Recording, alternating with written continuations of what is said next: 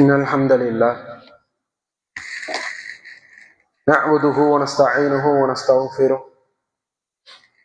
ونعوذ بالله من شرور أنفسنا ومن سيئات أعمالنا من يهدي الله فلا مضل له ومن يضلل فلا هادي له ونشهد أن لا إله إلا الله ونشهد أن محمدا عبده ورسوله أما بعد فقد قال الله تعالى في القرآن العظيم وفي الفرقان المجيد يا أيها الناس اتقوا ربكم الذي خلقكم من نفس واحدة وخلق منها زوجها وبث منهما رجالا كثيرا ونساء واتقوا الله الذي تساءلون به والأرحام إن الله كان عليكم رقيبا وقال في آية أخرى يا أيها الذين آمنوا اتقوا الله حق تقاته ولا تموتن إلا وأنتم مسلمون وقال أيضا يا أيها الذين آمنوا اتقوا الله وقولوا قولا سديدا يصلح لكم أعمالكم ويغفر لكم ذنوبكم ومن يطع الله ورسوله فقد فاز فوزا عظيما رب اشرح لي صدري ويسر لي أمري واحلل عقدة من لساني يفقهوا قولي اللهم صل على محمد وعلى آل محمد كما صليت على إبراهيم وعلى آل إبراهيم إنك حميد مجيد اللهم بارك على محمد وعلى آل محمد كما باركت على إبراهيم وعلى آل إبراهيم إنك حميد مجيد புகழும் புகழ்ச்சியும் ஏகிரவனாகிய அல்லாஹ் ஒருவனுக்கு உரித்தாக்கி அவனுடைய சாந்தியும் சமாதானமும் இந்த உலகத்திற்கு அருட்குறையாக அனுப்பப்பட்டு நமக்கெல்லாம் முன்மாதிரியாக வாழ்ந்து சென்ற ஈயவக தலைவர் முஹம்மது ரசூலுல்லாஹ் ஸல்லல்லாஹு அலைஹி வஸல்லம் அவர்களின் மீதும் அவர்களை அப்படியே பின்பற்றி தங்களுடைய வாழ்க்கையை அமைத்துக் கொண்ட உத்தம சத்திய சஹாபாக்கள் சஹாபி பெண்மணிகள் மீதும் இன்னும் இஸ்லாமிய மார்க்கத்தை தங்களுடைய வாழ்வினராக ஏற்றுக்கொண்டு அதன் அடிப்படையில் வாழ்ந்து மரணித்த அத்துணை நல்லுள்ளங்கள் மீதும் இறைவனுடைய சாந்தியும் சமாதானம் நிறுத்தமாக அங்கிருக்கிற அல்லாஹ்வுடையார்கள் இறைவனுடைய மாபெரும் கிருபையினால் இறைவன் மீது விதியாக்கிய அந்த ஜும்மா என்ற கடமையை நிறைவேற்றுவதற்காக அவனுடைய இறைவனத்தில் ஒன்று கூறினோம் அல்ஹம்துலில்லாஹ். நம்முடைய எண்ணங்களையும் செயல்களையும் ஏற்றுக்கொண்டு அதற்குண்டான கூலியை இறைவன் பரிபூர்ணமாக வழங்க வேண்டும் என்ற ஒரு பிரார்த்தனையோடு ஆரம்பம் செய்கின்றேன். அன்பிற்கு அல்லாஹ்வுடையார்களே, ஈமானிய உறவுகளே, இந்த உலகத்திலே மனிதனாக படைக்கப்பட்ட நமக்கு இறைவன் ஒரு சில யதார்த்தங்களை வைத்திருக்கின்றான், ஒரு சில நிதர்சனங்களை வைத்திருக்கின்றான். அனைத்து மனிதர்களும் அதற்குள் பொருந்துவார்கள். அப்படிப்பட்ட யதார்த்தங்களில் ஒன்றுதான் சோதனை. சோதனை என்ற ஒரு அம்சம் என்பது இந்த உலகத்தில் படைக்கப்பட்ட மனிதனுடைய வாழ்க்கையின் அடிப்படை யதார்த்தமாக இருந்து கொண்டிருக்கிறது. யாரும் அதிலிருந்து தப்பித்து செல்ல முடியாது. ஒவ்வொருவருடைய வாழ்க்கையிலும் இந்த சோதனை என்ற அங்கம் கண்டிப்பாக இருந்தே தீரும். அதனுடைய வடிவங்கள் வெவ்வேறாக இருக்கும். ஒருவருடைய வாழ்க்கையில நோய் என்ற அடிப்படையில் சோதனை இருக்கும், ஒரு சிலருடைய வாழ்க்கையில வறுமை என்ற ரீதியில் சோதனை இருக்கும், ஒரு சிலருடைய வாழ்க்கையில் மன நிம்மதியின்மை என்ற வடிவத்தில் சோதனை இருக்கும். ஆக எப்படி பார்த்தாலும் மனிதனுடைய வாழ்க்கையில் சோதனை இருந்தே தீரும். இதைத்தான் அல்லாஹ் தன்னுடைய திருக்குறள்ல பேசுகின்றான். வலனபுலுவன்னக்கும் பிஷைஇன் மினல் ஹௌஃபி வல் ஜூஅ் வனக்ஸின் மினல் அம்வால் வல் அன்ஃபுஸ் வஸ்ஸமராத் வபஷ்ஷிரிஸ் ஸாபிரீன். அல்லாஹ் மிக தெளிவாக பேசுகின்றான். உங்களுடைய வாழ்க்கையில் சோதனை இருக்கும், உங்களை நாம் சோதிப்போம், பயத்தை கொடுத்து சோதிப்போம், பயத்தை கொடுத்து சோதிப்போம். ஏதாவது ஒரு பதட்டத்திலேயே இருப்பார், பதபதப்பாவே இருப்பாரு, ஏதாவது ஒன்றை யோசிச்சுட்டே இருப்பாரு. இப்படிப்பட்ட நிலையை கொடுத்து அல்லாஹ் சோதிப்பான், பசியை கொடுத்து அல்லாஹ் சோதிப்பான். அதே போல நாம் சேர்த்த செல்வங்கள், சிரமப்பட்டு சேர்த்த செல்வங்கள், இரவு பகல் பாராமல், உடல் நோயை கவனிக்காமல், வேர்வை சிந்தி, தொழுகையை விட்டு எப்படியெல்லாம் பணம் சேர்க்க முடியுமோ அப்படியெல்லாம் சேர்த்த செல்வத்தில் நஷ்டத்தை ஏற்படுத்தி இறைவன் நம்மை சோதிப்பான். அல்லது நம்முடைய உறவினர்கள், நம்முடைய பெற்றோர்கள், நாம் பெற்றெடுத்த பிள்ளைகள், நம்முடைய துணைகள், நம்மோடு பிறந்தவர்கள், நம்முடைய நண்பர்கள், இவர்களுடைய உயிரை கைப்பற்றி இறைவன் நம்மை சோதிப்பான். இப்படியெல்லாம் இறைவன் நம்மை சோதிப்பதாக சோதிப்பேன் என்று தன்னுடைய திருக்குறானிலே பேசுகின்றான். மற்றொரு வசனத்தில் மிக தெளிவாக பேசுகின்றான், மிக தெளிவாக சொல்கின்றான். அல்லது ஹலகல் மௌத வல் ஹயாத லியப்லுவக்கும் அய்யுக்கும் அஹ்ஸனு அமலா. இந்த உலகத்தில் மரணத்தை படைத்ததும் வாழ்வை படைத்ததும் உங்களுடைய செயல்களில் யார் அழகானவர் என்பதை சோதிப்பதற்காகத்தான் என்பதாக அல்லாஹ் தன்னுடைய திருக்குர்ஆனிலே நம்மோடு பேசுகின்றான். அப்படி என்றால் இந்த உலகத்துல மனிதனாக பிறந்தால் என்னுடைய வாழ்க்கையில் சோதனை இருக்கும். என்னுடைய வாழ்க்கையில் கஷ்டங்களும் நெருக்கடிகளும் சிக்கல்களும் கண்டிப்பாக இருந்தே தீரும். இதுதான் மனித வாழ்க்கையுடைய யதார்த்தமாக இருந்து கொண்டிருக்கிறது. இஸ்லாமுடைய உள்ளத்துல ஒரு எண்ணம் வரும், நான் இறைவனை வணங்குறேன், நோன்பு வைக்கிறேன், ஜக்காத்து சதக்கா செய்கின்றேன், ஹஜ்ஜு செய்கின்றேன், அறுத்து பலியிடுகின்றேன், என்னால் முடிந்த அளவுக்கு நன்மையான காரியங்களில் ஈடுபடுகிறேன். ஆனால் என்னுடைய வாழ்க்கையில் தான் அவ்வளவு சிரமங்கள் இருக்கிறது. மார்க்கத்தை நிராகரித்தவன், இணை வைத்தவன், கடவுளே இல்லை என்று பேசக்கூடியவன், மார்க்கத்தை பரிகாசம் செய்தவன் எல்லாம் நிம்மதியாக சுகமான ஒரு வாழ்க்கையை வாழ்ந்து கொண்டிருக்கிறார்கள். இது என்ன நியாயம்? என்ன மறந்தானே மனிதன் அடிப்படையில் நம்முடைய உள்ளத்துல மறந்தானே, அல்லாஹ் மட்டும் நான் வணங்கிட்டு இருக்கிறேன், நான் இவ்வளவு கஷ்டப்படுறேன். ஆனா இறைவனை வணங்காமல் இணை வைத்துக் கொண்டு பரிகாசம் செய்யக்கூடிய ஒரு கூட்டம் ரொம்ப மகிழ்ச்சியாக சுகமாக ஆடம்பரமான ஒரு வாழ்க்கையை இந்த உலகத்தில் வாழ்ந்து கொண்டிருக்கிறது. என்ன நியாயம் யோசிக்குமா இல்லையா? ஒரு விஷயத்தை நன்றாக நம்முடைய மனதில் பதிய வைத்துக் கொள்ள வேண்டும். நம்முடைய காலகட்டத்தில் மட்டும் இஸ்லாமிய மார்க்கத்தை ஏற்ற இறைவன் நம்பிக்கை கொண்ட தூதரை பின்பற்றக்கூடிய நம்மை இறைவன் சோதிக்கவில்லை. இந்த உலகத்தில் மிகச் சிறந்த மனிதர்களாக வாழ்ந்தவர்கள், ஆகச் சிறந்த மனிதர்களாக இந்த உலகத்தில் யாரெல்லாம் வாழ்ந்தார்களோ அவர்களை எல்லாம் இறைவன் சோதனை செய்திருக்கின்றான். அவர்களுடைய வாழ்க்கையெல்லாம் அவ்வளவு சிரமங்களை கொடுத்திருக்கின்றான். மிகச்சிறந்த பணி இந்த உலகத்தில் என்பது தூதுப்பணி. அப்படித்தான் ஆகச் சிறந்த வேலை என்பது இறைவனுடைய வார்த்தையை மக்களிடத்தில் எடுத்துச் செல்வது, இறைவனுடைய வசனத்தை அறியாத மக்களுக்கு கொண்டு போய் சேர்ப்பது தூதுப்பணி.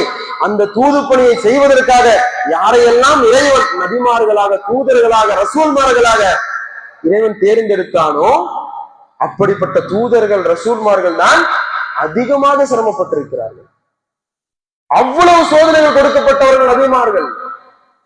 நபி நூஹ் அலைஹிஸ்ஸலாம் அவர்கள் 950 வருடம் இந்த உலகத்திலே ஏகத்துவ பிரச்சார பணியை செய்த ஒரு நபி. 950 வருடம் அழைப்பு பணியை செய்த ஒரு நபி.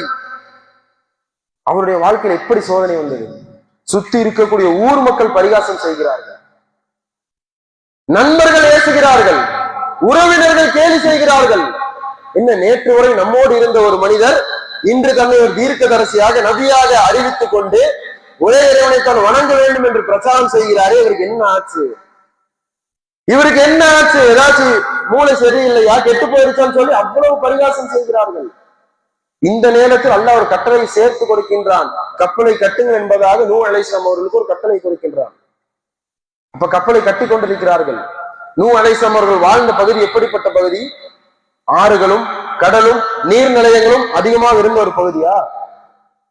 பாலைவன பூமி, கண்ணு கெட்டிய தூரம் வரை பாலைவன மணலை தவிர எதுவுமே இல்லாத ஒரு பூமி. அப்படிப்பட்ட இடத்தில் ஒரு மனிதர் கப்பலை கட்டி கொண்டிருந்தால் சுற்றி இருக்கக்கூடிய மக்கள் என்ன பேசுவார்கள்? அதிகமாக பரிகாசம் செய்கிறார். இந்த கப்பல் எப்படி போகும்னு சொல்லி ரொம்ப கேலி கிண்டல் செய்கிறார்கள். அவ்வளவு மனவேதனைக்கு உள்ளாக்கப்படுகிறார் நூஹ் அலைஹிஸ்ஸலாம் அவர்கள். அவருடைய மனைவியும் மகனும் மார்க்கத்தை ஏற்றுக்கொள்ளவில்லை.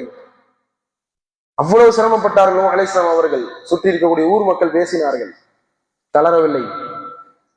இப்ராஹிம் அலைஹிஸ்ஸலாம் அவர்கள் உறுதிமிக்க நபிமாரில் ஒருவர்.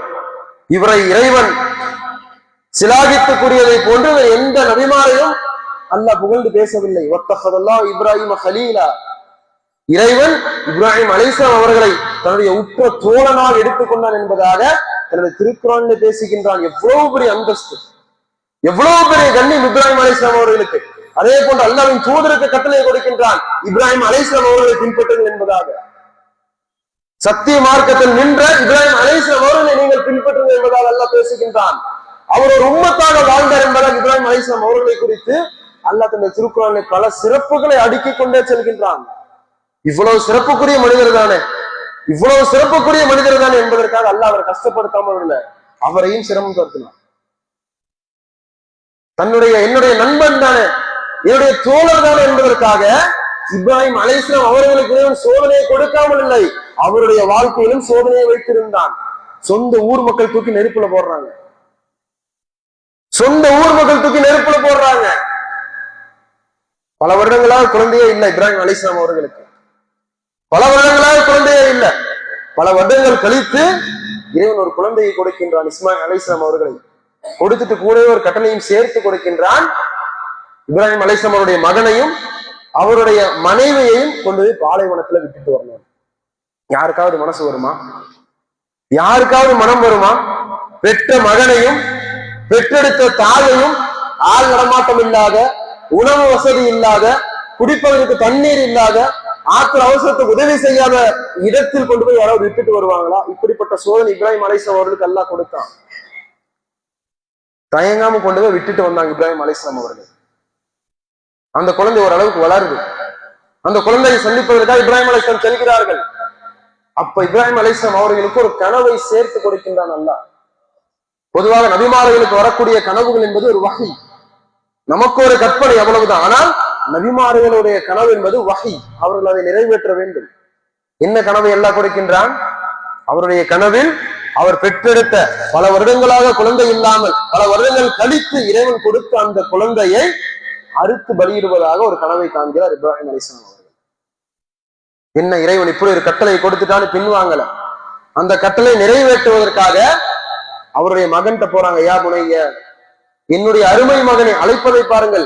என்னுடைய அருமை மகனே, இன்னி அராக்குல் மனானி அன்னி அதுபஹுக, என்னுடைய கனவில் உன்னை அறுப்பதாக நான் கண்டேன். பெற்ற பிள்ளைட்டு யாராவது இந்த வாசகத்தை சொல்வார்களா? பெற்ற பிள்ளைட்டு போய் உன்னை அறுக்கிறதா கனவு கண்டா, வா போலாம் சொல்லி யாராவது கூப்பிடுவாங்களா? இப்ராஹிம் அலைஹிஸ்ஸலாம் அவர்கள் போனார்கள். அந்த சோதனை ஏற்றுக்கொண்டு தன்னுடைய பெற்ற மகனிடத்துல சென்றார்கள். நீ என்ன சொல்ற? அவருடைய மகன் சொன்ன பதில், அதை மகன் சொன்ன பதில், அதை சோதனையாக கண்டு இது இறைவனிடத்திலிருந்து வந்ததுதான் என்பதை ஏற்றுக்கொண்ட தந்தையும் மகனுடைய உரையாடலை அல்லாஹ் பேசுகின்றான். அவருடைய மகன் சொல்கிறார், ஏ அவத்தி, ஏ அவத்தி, என்னுடைய அருமை தந்தையே, இஃபல் மா துக்மர், உங்களுக்கு என்ன கட்டளையாக கொடுக்கப்பட்டதோ அதை செய்யுங்கள், என்னை நீங்கள் பொறுமையாளர்கள் ஒருவராக காண்பீர்கள். இப்படி சோதனையை கையாண்டார்கள் இப்ராஹிம் அலைஹிஸ்ஸலாம் அவர்கள். மூசா அலைஹிஸ்ஸலாம் இறைவனோடு அதிகமாக நெருக்கத்தை ஏற்படுத்தி கொண்ட ஒரு நபி. அல்லாஹ் எப்படி சோதிக்கின்றான்? ஃபிரௌனுடைய படை துரத்திட்டு வருது அவங்கள. முன்னாடி மூசா அலைஹிஸ்ஸலாம் அவர்களும் மார்க்கத்தை ஏற்றுக்கொண்ட இஸ்லாமியர்களும் போறாங்க, தப்பிச்சு போறாங்க. பின்னாடி ஃபிரௌனுடைய கொடுங்கோலனுடைய படை, ஈவ இரக்கம் இல்லாத, ஈவ இரக்கம் சற்றும் இல்லாத ஒரு மனிதனுடைய படை பின்னாடி துரத்திட்டு வருது. அவனுடைய கரங்களிலே சிக்கினால் எப்படி மன்னிச்சு விட்டுருவானா? சரி போங்க, ஏதோ தெரியாம பண்ணிட்டீங்க, தப்பிச்சு போங்க, மன்னிச்சிடலாமேன்னு சொல்லுவானா?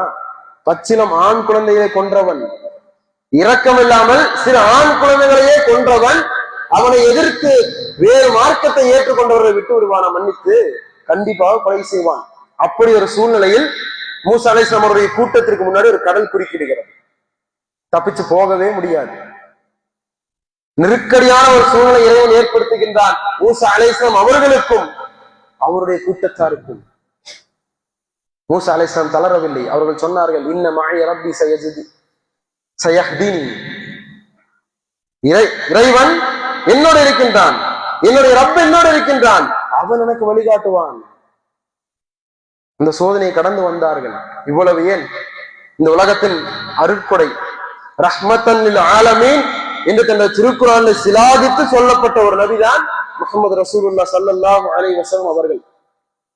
எவ்வளவு சோதனையை கடந்து வந்திருப்பார்கள். வரலாறுகளை படித்திருப்போம் அல்லது வரலாறுகளை கேட்டிருப்போம். இந்த உலகத்திற்கு அருட்கொடையாக அனுப்பப்பட்டவர், நாளை கௌசர் என்ற நீர் தடாகம் கொடுக்கப்படக்கூடியவர், நபிமார்களின் தலைவர், இத்தனை அந்தஸ்துகளையும் பெற்ற ஒரு தூதர், ஒரு சிறந்த மனிதர் அவ்வளவு சிரமங்களை அனுபவித்திருக்கிறார். பிறக்கும் பொழுது தந்தை இல்லாமல் அனாதையாக பிறந்தார். நம்ம எத்தனையோ நபர்களுக்கு தந்தை இன்னும் இருக்கிறார்கள்.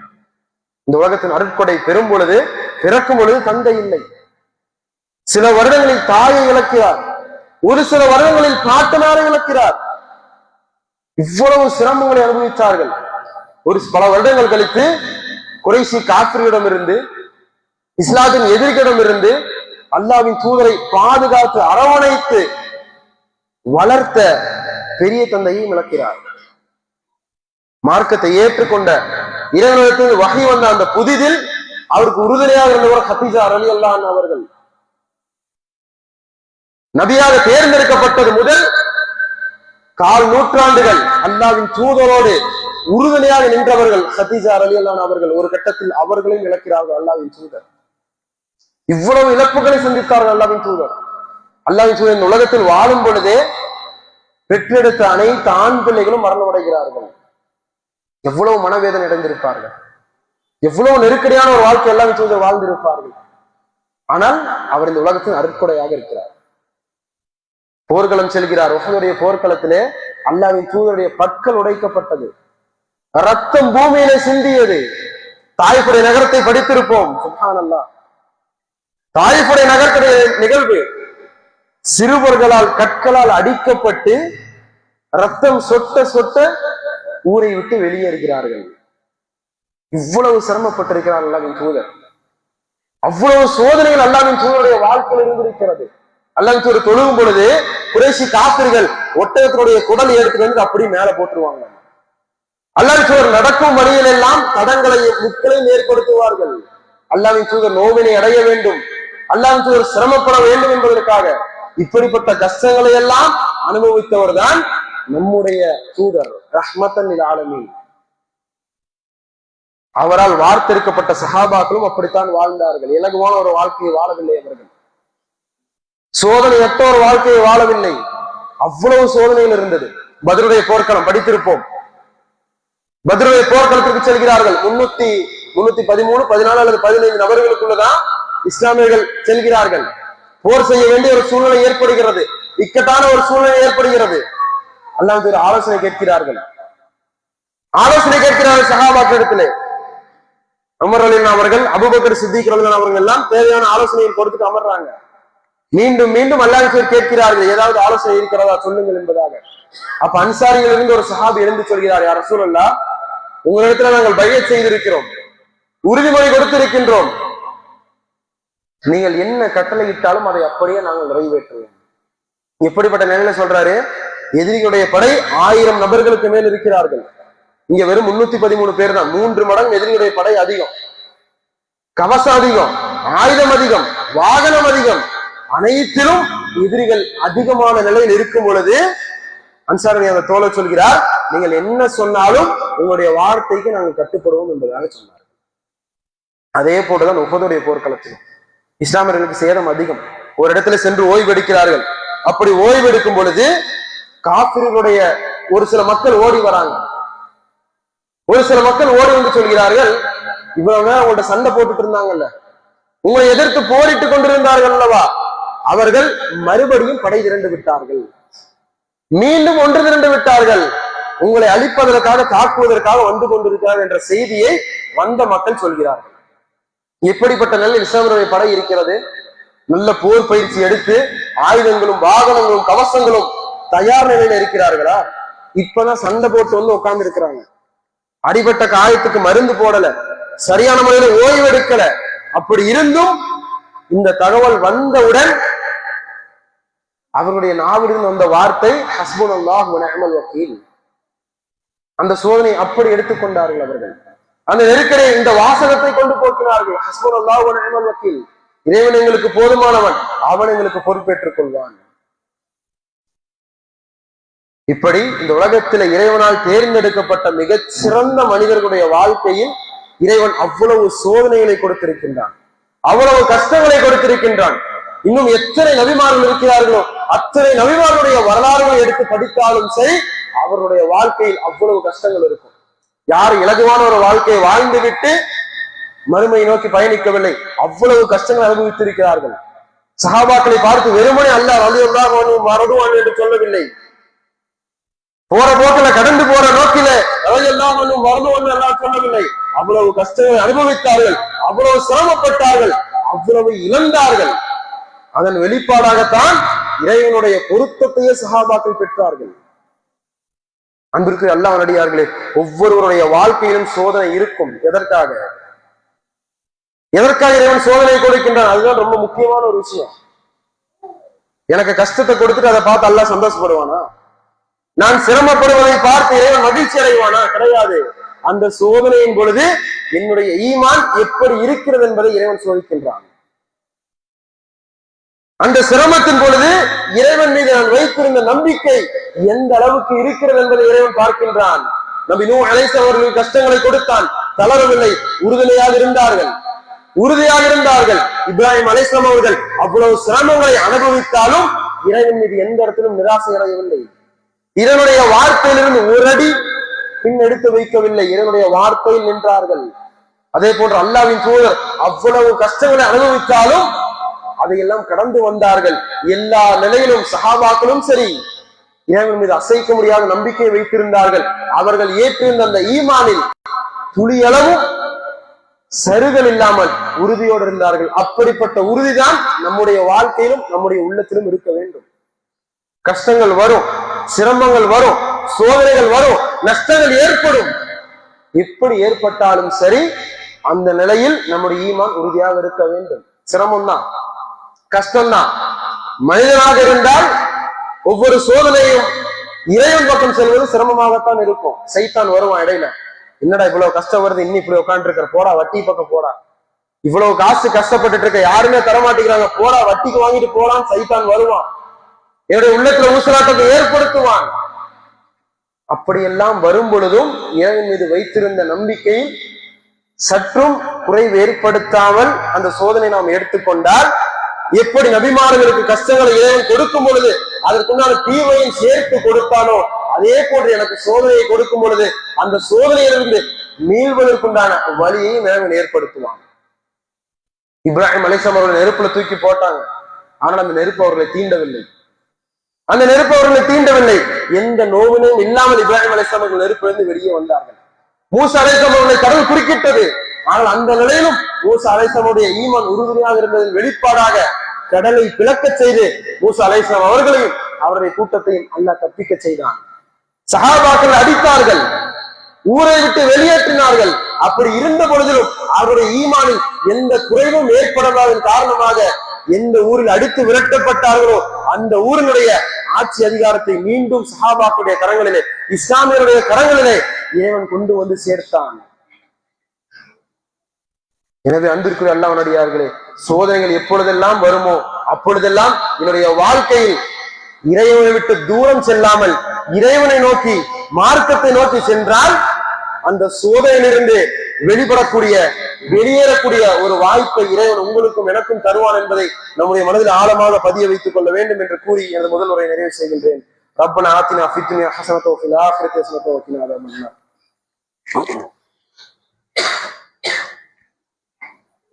அல்ஹம்துலில்லாஹி ரப்பில் ஆலமீன். ஸலாத்து வ ஸலாமு அலா அஷ்ரஃபில் அன்பியா வல் முர்ஸலீன் வ அலா ஆலிஹி வ ஸஹ்பிஹி வன் நாஸ் அஜ்மஈன். அம்மா பஅத். அன்பிற்குரிய அல்லாஹ்வுடையார்களே, முதலுரையில் இந்த உலகத்துல வாழக்கூடிய மனிதர்களுக்கு சோதனை என்பது ஒரு யதார்த்தம். யாரும் அதிலிருந்து தப்பித்து செல்ல முடியாது என்ற அளவுக்கு ஒவ்வொருவருடைய வாழ்க்கையிலும் சோதனை இருக்கும் என்பதற்கு ஒரு சில நிகழ்வுகளை பார்த்தோம். அதன் தொடர்ச்சியாக ஒரு விஷயத்தை நம்முடைய மனதில் ஆழமாக பதிய வைத்துக் கொள்ள வேண்டும். இந்த உலகத்துல சிறந்தவர்களாக யாரெல்லாம் வாழ்ந்தார்களோ அவர்களே சோதனை செய்யப்பட்டிருக்கிறார்கள். இறைவன் தன்னுடைய பிரதிநிதியாக யாரையெல்லாம் முன்னிறுத்தினானோ, யாரையெல்லாம் தேர்ந்தெடுத்தானோ அவர்களுக்கு அவ்வளவு சிரமங்களை கொடுத்த இறைவன் நம்முடைய காலகட்டத்தில் நம்முடைய வாழ்க்கை எப்படி இருந்து கொண்டிருக்கிறது? இந்த உலகத்தினுடைய அற்ப ஆசாபாசங்களுக்காக மார்க்கத்தை மறக்கிறோம், நபிமொழியை மறக்கிறோம், இன்னும் ஒரு சில சட்ட திட்டங்களை மறுக்கிறார்கள். இப்படி வாழக்கூடிய நம்மை இறைவன் சோதிக்காமல் விட்டு விடுவானா? தொழுகை நம்முடைய வாழ்க்கையில் எப்படி இருக்கிறது? அல்லாஹ்வின் தூதருடைய காலகட்டத்தில் அல்லாஹ்வின் தூதருடைய பழக்கம் என்ன? மகிழ்ச்சி வந்தாலும் சென்று தொழுவார்கள், கஷ்டம் வந்தாலும் தொழுவார்கள், மழை இல்லை என்றாலும் தொழுவார்கள், மழை அதிகம் வந்தாலும் தொழுவார்கள், பெருநாள் என்று தொழுவார்கள், கிரகணம் வந்தால் தொழுவார்கள், மகிழ்ச்சியாக இருந்தால் தொழுவார்கள். எல்லா நிலையிலும் தொழுகை தீர்வாக அல்லாஹ்வின் தூதர் வைத்திருந்தார்கள். ஆனால் நம்முடைய வாழ்க்கையில தொழுகை எப்படி மாறிவிட்டது? வாரத்தில் ஒரு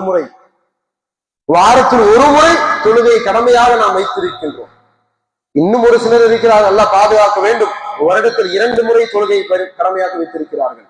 நோன்பு பெருநாளுக்கும் ஹஜ்ஜு பெருநாளுக்கும் இந்த 2 தொழுகை தொழுதான் போதும், அல்லது மாதத்தில் ஒரு நாள் தொழுதால் போதும். இன்னும் ஒரு சிலர் 27 அன்னைக்கு மட்டும் பள்ளிக்கு போவாங்க, புது ட்ரெஸ் போட்டு பள்ளிக்கு போவாங்க, பயனே இல்லை.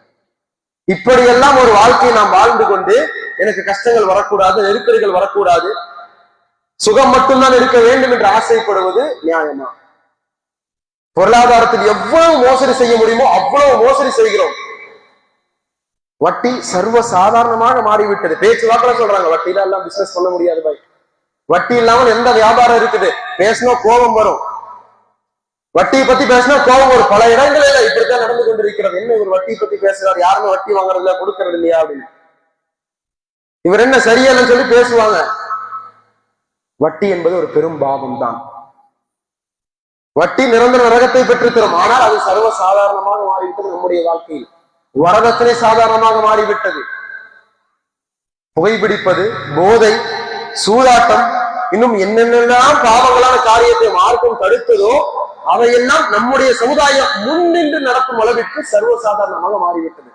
இன்னும் ஒரு சிலர் செய்கிறார்கள், பள்ளிவாசலுடைய போர்வையில் இருந்து கொண்டு ஒரு சிலர் செய்கிறார்கள். மத நல்லிணக்கம் என்ற பெயரில் பல காரியங்களை செய்து கொண்டிருக்கிறார்கள். அதெல்லாம் மார்க்கத்திற்கு எதிரானது.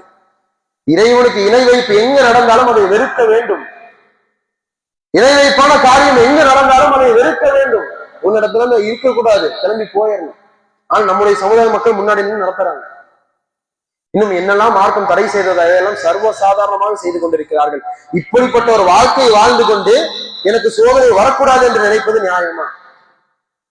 ஆக பாவங்களுக்கு மத்தியில வாழக்கூடிய நம்மை இறைவன் சோதிப்பான், கண்டிப்பாக சோதிப்பான். தப்பிச்சு போக முடியாது, சோதனை உள்ளாக்கப்படுவோம். அப்படிப்பட்ட சோதனை வருவதற்கு முன்பாக என்னை நான் தயார் செய்து கொள்ள வேண்டும், உங்களை நீங்கள் தயார் செய்து கொள்ள வேண்டும், உங்களுடைய குடும்பத்தை நீங்களும் என்னுடைய குடும்பத்தை நானும் தயார் செய்து கொள்ள வேண்டும். இப்படிப்பட்ட பலவீனமான ஈமானை வைத்துக் கொண்டு சோதனை வரும் என்றால் சைத்தானுடைய தீண்டுதலுக்கு ஆளாகி மார்க்கத்தை விட்டு வெளியேறக்கூடிய ஒரு சூழ்நிலை ஏற்படும். நகதுகள் எல்லாம் நம்மை பாதுகாக்க வேண்டும். எனவே அன்பிற்குரிய அல்லாஹ்வுடையார்களே, என்னுடைய ஈமானை நான் பலப்படுத்திக் கொள்ள வேண்டும். சிரமங்கள் வரும், கஷ்டங்கள் வரும், சிக்கல்கள் ஏற்படும். அப்படியெல்லாம் ஏற்படும் பொழுது என்னுடைய ஈமான் மட்டும்தான் என்னை பாதுகாக்குமே தவிர வேறு எதையும் என்னுடைய துணையாக நான் ஏற்படுத்திக் கொள்ள முடியாது. எனவே அன்பிற்குரிய அல்லாஹ்வுடையார்களே, இறைவன் எனக்கு கொடுத்த அந்த பொக்கிஷமான ஈமானை பாதுகாத்துக் கொண்டு அதை மென்மேலும் வளர்வதற்கு என்னவெல்லாம் நான் செய்ய முடியுமோ அப்படிப்பட்ட செயல்களை எல்லாம் அறிந்து செய்து என்னுடைய ஈமானை பலப்படுத்தி கொண்டு நாளை மறுமையிலே அனைவரும் ஆசைப்படக்கூடிய ஜன்னத்துல் ஃபிர்தௌஸ் என்ற அந்த சொர்க்கத்தில் அல்லாஹ்வின் தூதரோடு இருக்கக்கூடிய அந்த பெரும் பாக்கியத்தை இறைவன் நம்ம அனைவருக்கும் நம்முடைய குடும்பத்தாருக்கும் வழங்க வேண்டும் என்ற பிரார்த்தனையோடு எனது உரையை நிறைவு செய்கின்றேன். ஹாதா மா இன்தி வல் இல்மு இன்தல்லாஹ் வ ஆகிர் தஅவானா அல்ஹம்துலில்லாஹி ரப்பில் ஆலமீன். அஸ்ஸலாமு அலைக்கும் வரஹ்மத்துல்லாஹி வபரகாத்துஹு.